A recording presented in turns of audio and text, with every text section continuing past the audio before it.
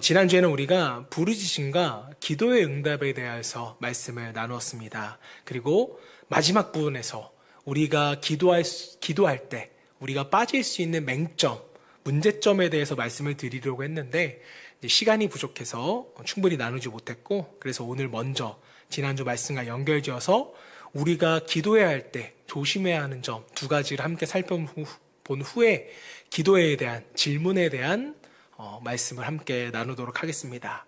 자, 그래서 먼저 우리가 기도할 때 조심해야 할 첫 번째는요, 기도 제목이 우리의 우상이 될 수 있다는 것을 저와 여러분이 조심하셔야 됩니다. 신앙인이라면 누구나 기도의 제목이 있습니다. 경제적인 문제를 놓고 기도할 수 있고요, 건강과 질병의 문제로 기도하시는 분도 있고, 또 자녀와 가정의 문제를 위해서 간절히 기도하시는 분들이 분명 있습니다. 자, 그런데 때로는 이 기도의 제목이 너무 간절히 이루어지기를 바라다 보니까 오히려 이 기도 제목이 우리의 뭐가 돼버리는 거예요? 우상이 돼버리는 겁니다. 기도라는 것은 하나님의 뜻이 무엇일까? 하나님께서는 이 문제를 통하여서 과연 무엇을 이루어 가실까? 이것을 구하는 것이 하나님이 원하시는 기도인데, 그저 내가 원하는 대로 이루어지기만을 바라면서 기도 제목 자체에 우리가 몰두할 수 있는 것, 이것이 우리의 우상이 될 수 있다라는 겁니다. 자, 예를 들어서 경제적인 어려움 때문에 하나님, 돈이 필요합니다. 이 문제를 해결하여 주시옵소서. 이렇게 기도할 수 있어요, 없어요? 기도할 수 있어요. 자, 물론 필요한 것을 하나님께 구하는 것은요, 잘못된 기도가 아닙니다. 자, 그러나 이 문제가 해결될 때까지 오직 돈만 생각하고, 또 내가 돈이 없어서 아무것도 할 수 없다고 생각한다면, 또 그리고 기도하고 있다면 말은 안 했지만 어느 순간 우리의 마음은요, 이렇게 고백하는 것 같다고 저는 생각을 합니다. 그게 뭐냐면, 하나님 없이 살아도 나는 돈 없이는 못 삽니다. 이런 형태의 삶이 고백이 될 수 있다라는 거죠. 자녀를 위한 기도도 마찬가지라고 생각합니다. 자녀를 위해 기도하는 것은요, 부모로서 너무나도 당연하고 귀한 거죠. 자, 그러나 하나님보다 우리가 더 자녀에게 몰두해 있고 자녀가 잘 되는 것만이 내 인생의 목적이 되어버린다면 자녀 또한 우상이 돼버리는 것입니다. 하나님 없이는 살아도 나는 자녀 없이는 못 삽니다 라는 기도가 돼버리는 것이죠. 자, 사랑하는 여러분, 기도 제목을 가지고 기도하는 것이 잘못된 것은 분명 아닙니다. 중요한 것은 그 기도 제목보다 하나님을 내가 더 사랑하고 있는가, 우리는 이것을 조심해야죠. 예수님께서는 우리에게 말씀하셨습니다. 그런즉 너희는 먼저 그의 나라와 그의 의를 구하라. 우리에게 필요한 것을 구하지 말라, 이런 뜻이 아니에요.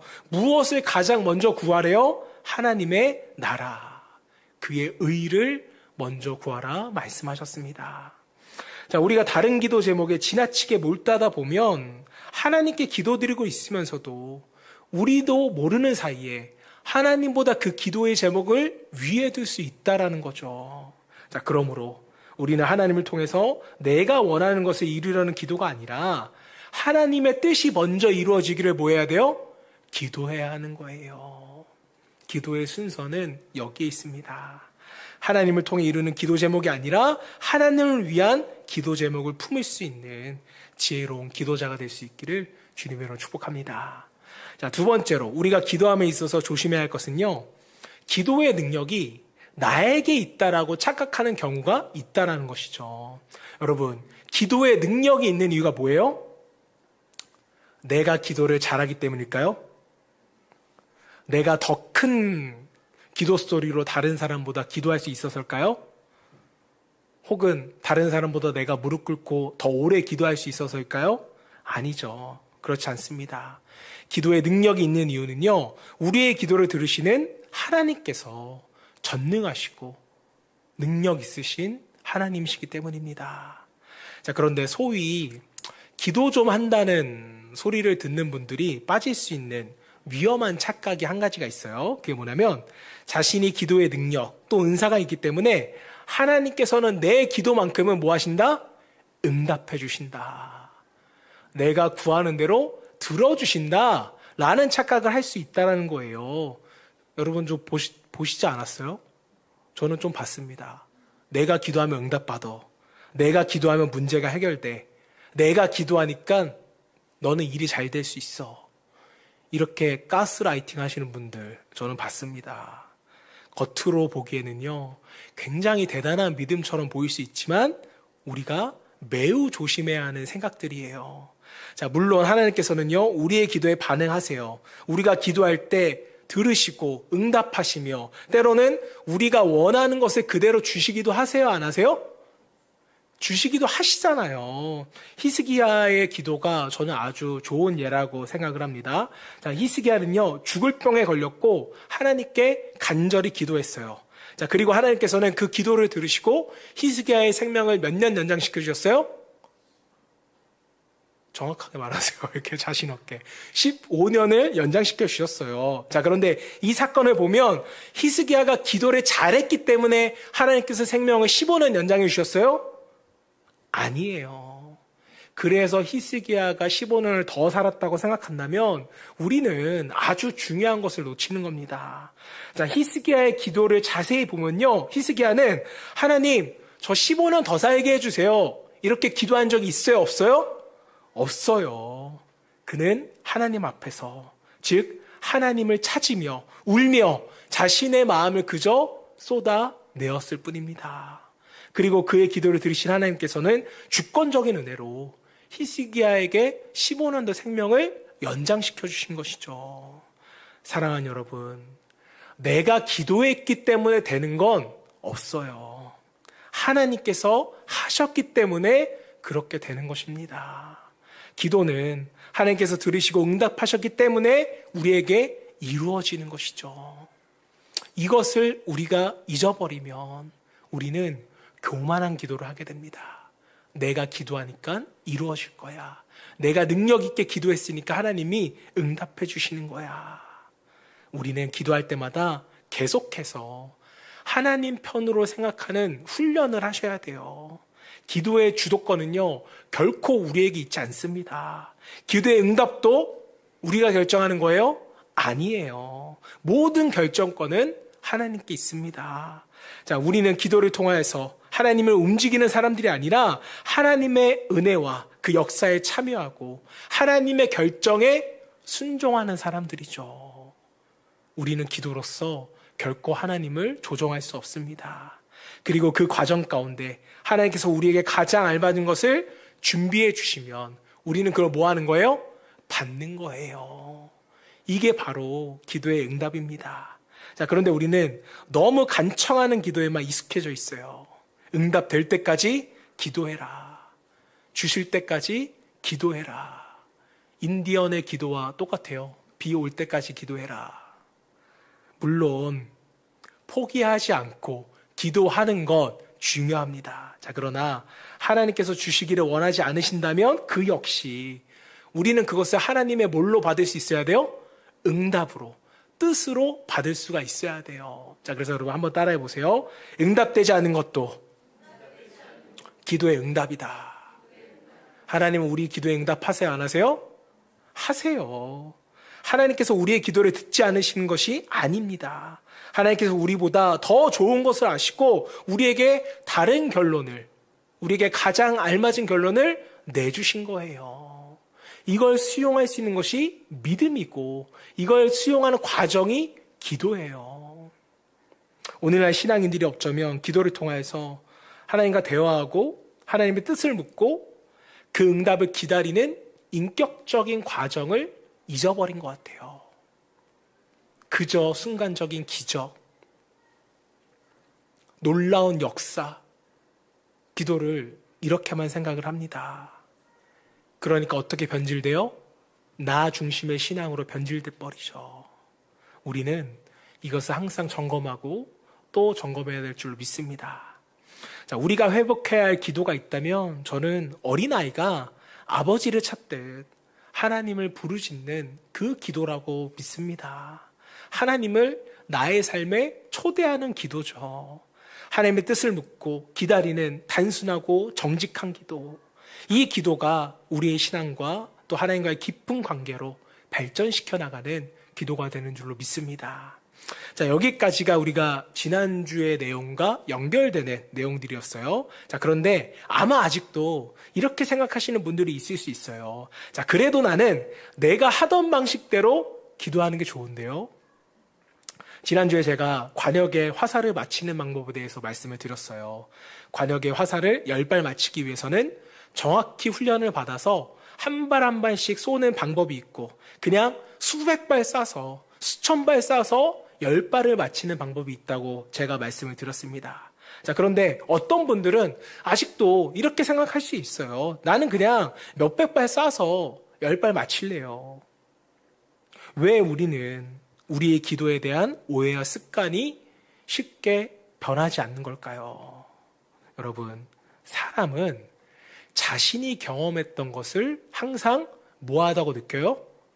옳다고 느끼기 때문이에요. 믿기 때문입니다. 내가 하던 방식으로 기도하다가 어떤 문제가 해결됐어요. 그럼 뭐라고 생각해요? 아, 이 방법이 맞구나.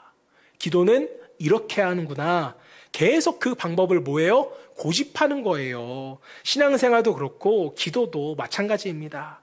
아마 성도님들에게 어떻게 기도하십니까? 라고 묻는다면 각자 자신만의 기도 방법이 분명히 있을 거예요. 자, 그 가운데 대표적인 기도의 모습이 지난주에도 언급했던 큰 소리로 부르짖는 기도, 통성 기도입니다. 자, 그래서 오늘 세 가지 질문에 대해서 나눌 텐데 첫 번째 질문을 여러분께 들어볼 거예요. 첫 번째 질문은요, 과연 큰 소리로 기도해야만 하는가? 어떤 사람은요, 통성 기도를 해야만 뭐 한 것 같다고요? 기도한 것 같대요. 그리고 시원하대요. 뭐 사우나 갔다 오신 것도 아니고. 반대로 어떤 사람은요, 통성으로 기도하면 옆 사람의 기도 소리 때문에 집중하기 어렵대요. 그래서 나는 조용히 기도해야 한다고 말하는 사람도 있습니다. 또 어떤 사람은요, 크게 방언으로 기도하면 영적으로 막힌 것이 뚫리는 느낌을 받았다고 말하고, 또 어떤 사람은요, 옆 사람의 방언 기도 때문에 오히려 내 기도가 위축된다고 말하는 사람이 있을까 없을까요? 있어요. 자, 그런데 일반적으로 한국교회 안에서는 큰 소리로 기도하는 것을 권장할까요? 권면할까요?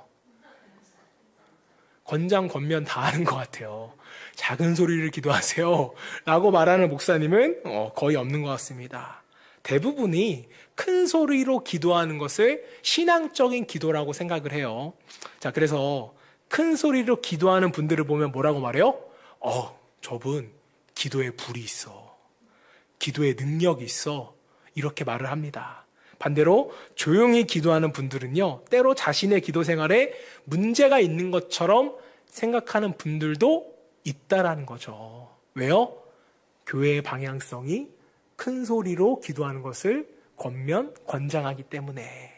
자, 그만큼 한국교회 안에는요, 통성기도의 전통이 강하게 자리 잡고 있습니다. 제가 신대원을 다닐 때 해외에서 유명한 목사님들이 가끔 이렇게 오셔서 집회를 하셨어요. 자, 그런데 기도 시간이 되면 이렇게 말씀하시는 분들이 있었습니다. We will pray Korean style. 이게 뭘까요? 우리 한국 스타일로 기도합시다. 이제 한국식으로 기도하겠습니다. 라는 말이에요. 그럼 외국인 목사님들이 생각하는 한국인들의 기도 방식은 뭘까요? 맞습니다. 주여 삼창을 하고 시작하는 거예요. 저는 그래서 주여 주여 주여를 외국에서 뭐라고 할까? 저는 그래서 로드라고 할 줄 알았는데 지저스더라고요. 근데 여러분 아시죠? 주여라는 말이 붙어요. 지저스라는 말이 붙어요. 네, 주여 하면 이렇게 쫙 나가는데 지저스 하면 이게 좀 내려가잖아요. 그러니까 기도가 잘 또 안 되더라고요. 외국 사람 노래는요, 한국 교회가 큰 소리로 기도하는 것, 통성으로 기도하는 것, 외치며 기도하는 것이 뭐처럼 보였다? 특별한 기도의 스타일로 보였다는 겁니다.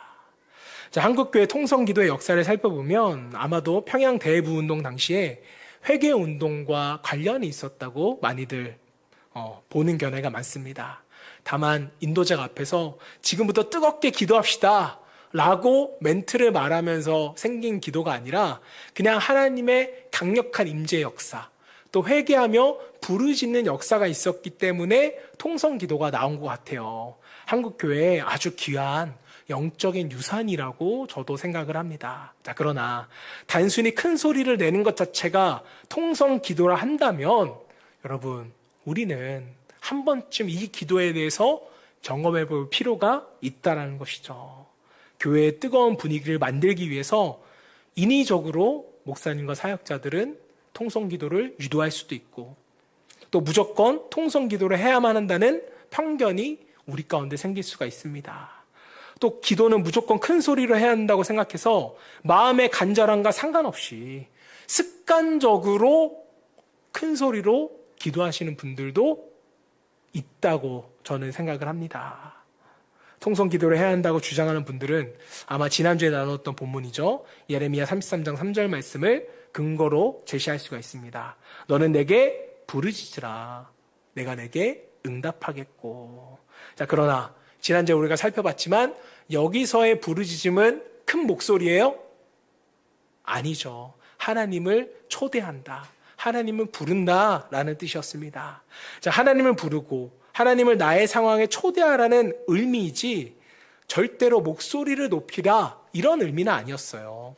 자, 오늘 본문을 보면 예수님께서는 잘못된 기도에 대해서 우리에게 매우 분명하게 말씀하셨습니다. 5절, 6절 말씀 같이 한번 읽어볼게요. 시작.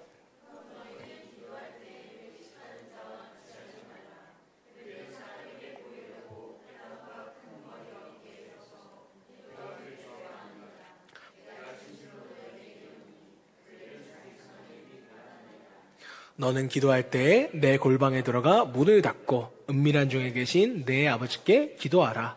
은밀한 중에 보시는 내 아버지께서 갚으시리라. 당시에 유대인들은요, 사람이 많은 곳에 나가서 통성으로 기도를 했던 거예요. 자, 그런데 이에 반면에 예수님께서 권면하시는 방법은 뭐였어요? 골방에 들어가서 기도해라. 보이는 데서 기도하지 말고 은밀한 중에 문을 닫고 기도하라 말씀하셨습니다. 자, 그러므로 우리는 우리의 기도 생활을 점검해 봐야 돼요. 나는 왜 지금 큰 소리로 기도하고 있는가? 정말 하나님께 간절하기 때문인가? 아니면 사람들에게 내가 기도하는 사람이라는 것을 보여주고 싶어서인가? 아니면 이러한 기도가 능력 있다고 나는 생각하고 있는가? 여러분, 오늘 말씀을 들으며 오해하지 않으시길 바랍니다. 성경에는 분명 부르짖는 기도가 나와요. 어떤 상황에서는 목소리 높여 기도하는 것을 요청도 합니다. 자, 그러나 우리가 통성 기도를 오래 해왔기 때문에 무조건 목소리를 높이는 것이 좋은 기도라고 생각을 한다거나 나에게 잘 맞기 때문에 가장 좋은 기도라고 생각한다면 이것은 우리가 한 번쯤 생각해 볼 필요가 있다라는 겁니다. 자, 혹시 바리새인들처럼 남에게 보이기 위해서 기도하고 있지는 않은가? 혹시 나의 영적인 만족을 위해서 기도를 사용하고 있지는 않은가? 하나님 앞에서 우리의 중심을 살펴보는 것이 너무나도 중요합니다. 기도에 대한 나의 내면의 중심을 오늘 한번 잘 살펴보시고 변화될 수 있기를 주님의 이름으로 축복합니다. 자, 이어지는 두 번째 질문은요, 대표 기도를 잘해야 하는가라는 질문입니다. 제가 사역을 하면서 만난 분들 가운데 대표 기도를 시키면 기꺼이 즐겁게 하시는 분들은 아직 못 봤습니다. 다들 대표 기도를 뭐 하세요? 부담스러워 하세요. 이제 심지어 셀 모임이나 식사할 때 대표 기도를 시킬까봐 모임에 참석하는 것이 부담스럽다라고 말씀하시는 분도 제가 본 적이 있습니다. 우리 교회는 아니에요. 저는 우리 교회는 이미 그렇다는 걸 알기 때문에 제가 항상 대표로 다 합니다. 근데 다른 교회에서 살펴보면 이 대표 기도를 굉장히 부담스러워 하시더라고요. 특별히 준비해서 하는 기도는 어떻게든 하겠어요. 근데 갑자기 시키는 거 있잖아요. 네, 요즘 말로는 프리스타일 기도라고 합니다. 갑자기 시키는 거예요. 이런 건 너무 어려워하시는 거죠. 아마 여러분들도 대표 기도를 부탁받으면 부담스러우세요? 안 부담스러우세요? 안 부담스러우시면 오늘 마칠 때 대표기도 시켜드릴게요. 부담스럽죠. 우리는 즉흥적인 기도뿐만 아니라 이제 주일 예배에 대표기도 미리 준비해서 하는 대표기도도 부담스러울 수 있습니다. 우리 교회는 아직 대표기도를 주일 예배 때 이제 부탁드리지 않는데 이제 이것도 조만간 제가 부탁드릴 예정입니다. 기도는요, 분명한 훈련이 필요하기 때문입니다. 대표기도 한번 하려면 얼마나 준비하고 얼마나 더 기도하겠어요? 아니에요? 그럴 겁니다. 자, 그런데 이 대표기도를 했는데 기도를 마치고 자리에 앉았는데 이런 경우가 있어요.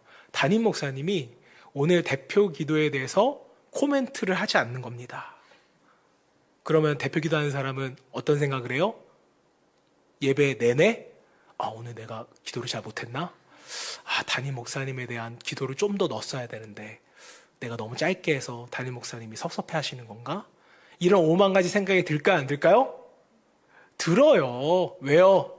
우리는 연약하기 때문에, 인정 욕구가 있기 때문에 이러한 생각이 들 수 있다는 것이죠. 자, 그렇다면 무엇이 우리로 하여금 이 기도라는 것을 부담스럽게 만드는 것일까? 자, 그리고 기도를 잘한다는 것은 과연 무엇일까라는 것을 생각해 보자는 거예요. 자, 우리는 이것을 한 번쯤 꼭 생각해 볼 필요가 있습니다. 자, 우리가 어떤 사람을 보고 저분은 기도를 잘한다 라고 생각한다면 대부분 어떤 모습일까요? 어떤 모습을 보는 거예요? 외적인 모습을 우리는 많이 봐요. 말을 자연스럽게 하고 또 목소리가 좋고 교회에서 자주 사용하는 표현을 적절하게 사용하면 우리는 저분 기도 잘한다 라고 생각을 합니다. 자, 물론 평소에 기도를 많이 하시는 분들이 대표 기도도 자연스럽게 할 확률이 높아요? 어색하게 할 확률이 높아요? 당연히 자연스럽게 할 확률이 높죠. 자, 그러나 기도는 말솜씨로 평가하는 것이 아니라는 겁니다.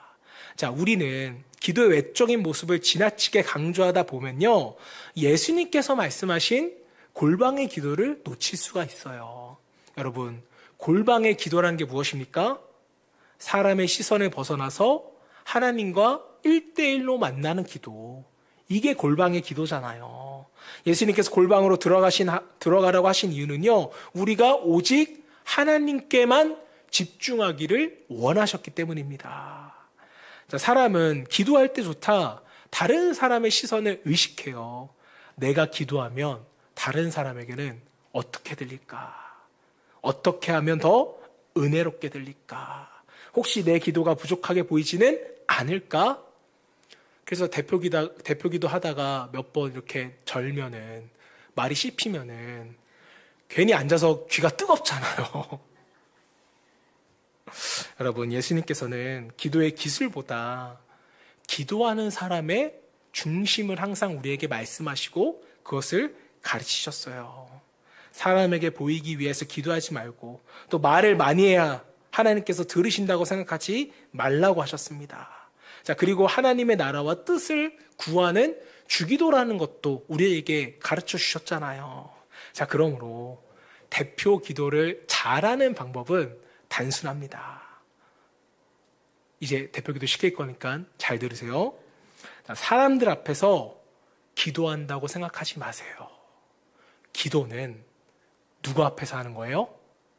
하나님 앞에서 기도하는 겁니다. 여러분들이 어디에 있든지 간에 하나님 앞에서 여러분의 마음 중심을 들이며 기도한다면 그 기도는 잘하는 기도예요. 하나님께서 받으시는 기도입니다.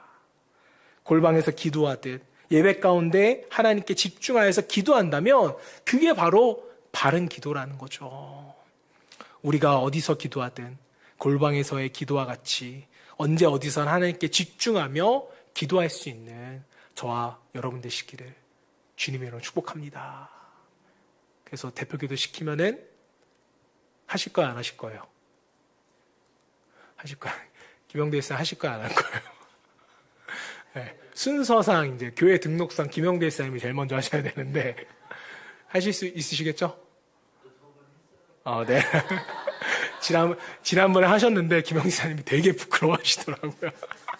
네, 한 번 더 제가 부탁을 하는 날 올 겁니다. 네, 마지막으로 기도에 대한 세 번째 질문은요.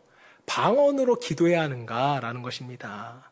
자, 방언이란 뭐예요? 하나님께서 주시는 영적인 은사죠. 선물입니다. 자, 그러나 방언을 우리가 한다고 해서 그 사람이 다른 사람보다 기도를 잘한다거나 신앙이 더 성숙하다는 뜻은 맞아요, 아니에요? 아니죠. 자, 은사는 우리의 실력으로 받는 것이 아니라 하나님의 은혜로 받는 겁니다. 은혜로 받았기 때문에 자랑할 수 있어요, 없어요? 자랑할 수 없어요. 자, 그래서 은사를 받은 사람에게 가장 필요한 것은요, 겸손과 절제라는 것을 우리는 기억하고 방언을 할 때도 이것을 생각하며 기도할 수 있으셔야 돼요. 자, 방언에 대한 이야기가 고린도전서에 나옵니다. 근데 고린도 교회가 은사가 많이 나타났던 교회였어요. 자, 그러나 그 은사로 인한 혼란도 많았던 교회가 바로 고린도 교회였습니다. 자, 그래서 사도 바울은요, 고린도전서 14장에서 방언과 은사의 사용에 대해서 고린도 교회 성도들에게 굉장히 자세하게 가르칩니다. 그래서 방언에 대한 궁금하신 분이 있다면 고린도전서 14장을 한번 읽어보세요. 자, 특히나 믿지 않는 사람들이 교회에 들어왔을 때 모두가 무질서하게 방언을 한다면 정상적으로 보일까요? 미쳤다고 생각할까요? 미쳤다고 생각할 수 있으니까 사도 바울은 조심하라고 말합니다. 제가 말하는 게 아니에요. 사도 바울이 말한 거예요. 또 모든 은사는 교회의 덕을 세우기 위해 사용해야 하고 통역하는 사람이 없다면 교회에서는 잠잠하라. 또 하나님께 개인적으로 말하라고 권면했습니다. 방언 받으시고 싶으세요? 그럼 한번 고린도전서 14장을 한번 자세히 읽어보시면 좋을 것 같아요. 자, 그리고 바울은 이렇게 방언과 은사에 대해서 결론을 내려요. 고린도전서 14장 40절. 모든 것을 품위 있게 하고 뭐하게 하라? 질서 있게 하라. 자, 방언은 귀한 은사이지만 우리의 자랑의 도구가 되어서는 안 된다는 거예요. 다른 사람의 기도를 방해하면서까지 자신의 은사를 드러내는 것 또한 저는 교회 안에서 결코 바람직하지 않다라고 생각을 합니다. 자, 고린도전서 14장 14절 15절 말씀 바울은 말합니다. 시작.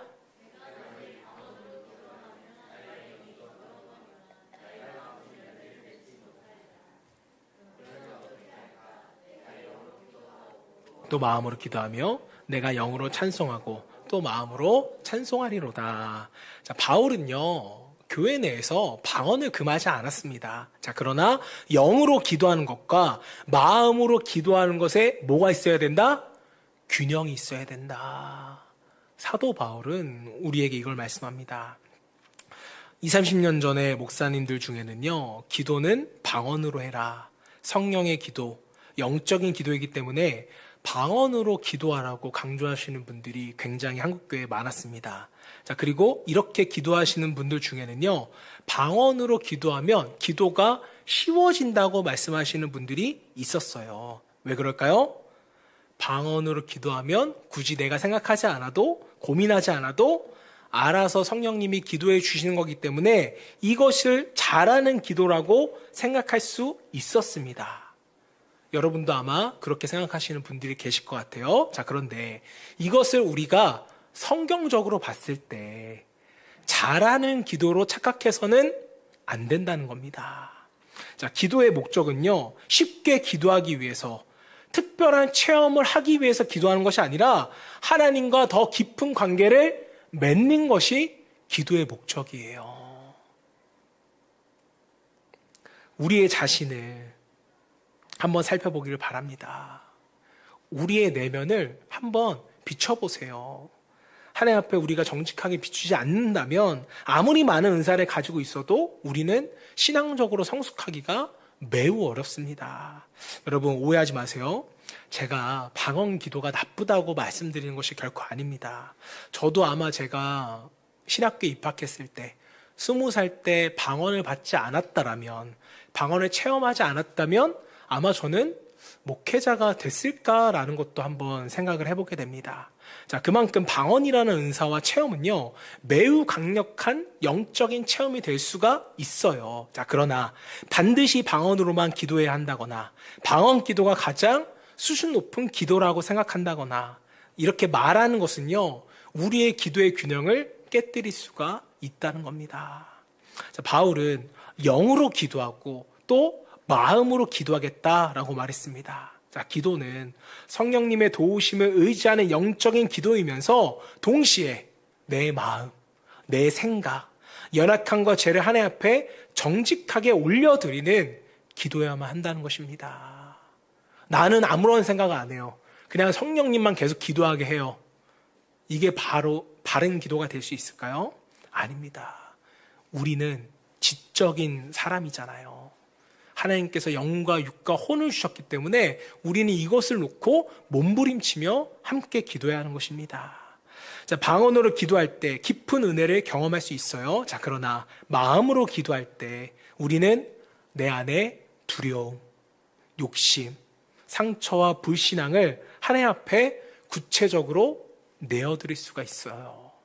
나와 마주할 수 있게 됩니다. 자, 그러므로 중요한 것은요, 방언을 하느냐 못하느냐 이게 중요한 게 아니에요. 내 기도가 얼마나 하나님께로 더 가까이 나아가고 있는가, 내 마음이 하나님 앞에서 더 정직해지고 있는가, 이게 우리의 중심, 우리의 기도의 중심이 되어야 합니다. 방언의 은사는 귀하게 여기되 그 은사에만 우리의 기도를 가두어둬서는 안 될 것입니다. 영으로 기도하고 또 우리가 마음으로 기도하면서 은사와 말씀, 체험과 순종이 함께 균형을 이뤄갈 때 우리는 건강한 신앙이 될 수 있습니다. 방언 받을 수 있으면 받으세요. 제가 말씀드렸잖아요. 제가 방언을 체험하지 않았다면 과연 내가 목회자가 될 수 있었을까? 결단할 수 있었을까? 떠나지 않을 수 있었을까? 저는 장담할 수 없습니다. 그런 영적인 체험이 있었기 때문에 저는 지금 이 자리에 있을 수 있습니다. 그래서 여러분들도 은사와 말씀, 또 체험과 순종을 통해서 균형 있는 신앙생활을 할 수 있기를 주님으로 축복합니다. 이제 말씀을 좀 정리하도록 할게요. 자, 지금까지 우리는 통성기도, 대표기도, 방언기도에 대해서 함께 말씀을 살펴보았습니다. 자, 이 세 가지는요, 모두 겉으로 드러날 수 있는 기도의 모습이에요. 자, 그러나 기도는 남들보다 크게 말한다고 좋은 기도가 되는 것이 아닙니다. 유창하게 한다고 잘하는 기도가 되는 게 아니에요. 특별한 은서가 있어야 영적인 기도가 되는 것이 아닙니다. 기도를 잘한다는 기준은요, 사람에게 있는 것이 아니라 누구에게 있어요? 하나님께 있어요. 자, 그렇다면 큰 소리로 부르짖는 기도 잘못된 것일까요? 그렇지 않습니다. 성경을 보면 민족의 위기와 또 개인의 환난 가운데 하나님의 백성들은 목소리를 높여 하나님께 부르짖었어요. 그 몇 구절만 살펴보고 마칠게요. 에스더 4장 3절 말씀 같이 읽어봅시다. 시작. 유다인이 크게 애통하여 금식하며 울며 부르짖고 굵은 베옷을 입고 죄에 누운 자가 무수하더라.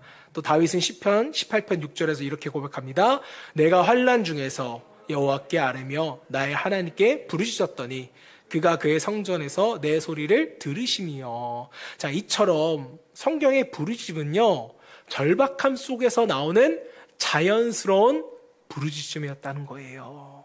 자, 그러므로 부르짖는 기도의 핵심은요, 큰 소리가 아니라 하나님을 향한 간절함, 절박함에 있다라는 겁니다.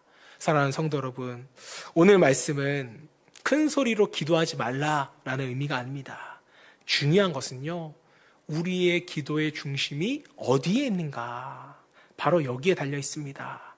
큰 소리가 필요할 때는 하나님께 큰 소리로 부르짖으세요. 조용히 기도할 때가 있으면 조용히 골방으로 들어가시기를 바랍니다. 방언으로 기도할 때는 또 그런 시간을 여러분이 만드세요. 중요한 것은 기도의 방법과 형식이 아니라 하나님 앞에 우리가 기도하는 것입니다. 그리고 우리의 기도는요, 개인의 필요에만 머물지 않고 하나님 나라와 그 의를 위하여서 우리는 기도할 수 있어야 됩니다. 우리의 필요보다 하나님의 뜻을 먼저 구하고 나의 문제를 넘어 교회와 또 우리의 다음 세대, 복음과 이웃, 나라와 민족을 품고 우리는 기도해야만 합니다. 기도의 능력은요, 우리의 기도를 들으시는 하나님께 있습니다. 사람에게 보이기 위한 기도가 아니라 정말 하나님 앞에서 하나님께만 집중할 수 있는 기도, 나의 뜻을 이루는 기도가 아니라 하나님의 뜻을 구하는 기도, 우리의 삶과 가정과 교회 가운데 하나님을 향한 진정한 부르짖음의 회복이 있을 수 있기를 주님의 이름으로 축원합니다.